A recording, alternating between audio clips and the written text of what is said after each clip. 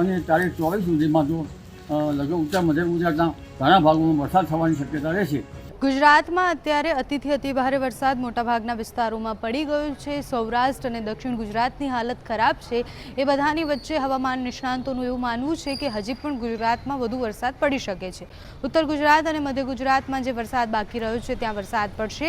આજે કચ્છમાં પણ સારો એવો વરસાદ પડી રહ્યો છે. એ બધાની વચ્ચે હવામાન નિષ્ણાંત અંબાલાલ કાકાએ આગાહી કરી છે કે આ સિસ્ટમો છે એ અલગ અલગ રીતના ગુજરાતને અસર કરશે. અલગ અલગ સિસ્ટમ હજી પણ બનવાની છે. તો અંબાલાલ કાકાએ શું આગાહી કરી છે તે સાંભળો. વરસાદ થયો છે એટલે હવે આજે ઘણા ભાગોમાં વરસાદ થવાની શક્યતા રહે છે અને તારીખ 24 સુધીમાં તો લગભગ ઉત્તર મધ્ય ગુજરાતના ઘણા ભાગોમાં વરસાદ થવાની શક્યતા રહેશે. જેમાં વડોદરાના ભાગો, આણંદના ભાગો, નડિયાદના ભાગો, ઉપરાંત ખેડના કપડવંજના ભાગોમાં વરસાદ થવાની શક્યતા રહેશે. જંબુસરના ભાગોમાં વરસાદ થવાની શક્યતા રહેશે. તદ ભાગોમાં ભારે વરસાદ થવાની શક્યતા રહેશે. પણ પંચમહાલના ભાગોમાં કેટલાક ભાગમાં અતિભારે વરસાદ થવાની શક્યતા રહેશે.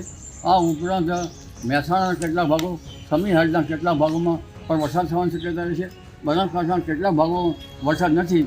વાવ, રાધનપુર અને સિરોહી, કાંકરેજ આ ભાગમાં પણ ઝાપટા પડવાની શક્યતા રહેશે. અને પાટડી દથાણાના ભાગમાં પણ ઝાપટા પડવાની શક્યતા રહેશે.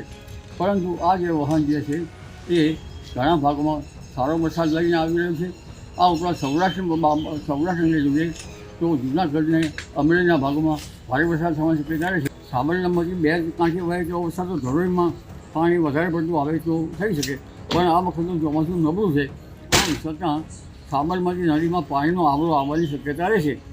પરંતુ ખાસ કરીને મધ્યપ્રદેશમાં ભારે વરસાદ થવાની શક્યતા રહેતા નર્મદા નદીના જળ વધી શકે છે અને તાપી નદીનું જળ વધી શકે છે. હવે જો વરસાદ અંગે જોઈએ તો જૂનાગઢના ભાગો, અમરેલી ભાગોમાં પણ વરસાદ ભારે થવાની શક્યતા રહેશે.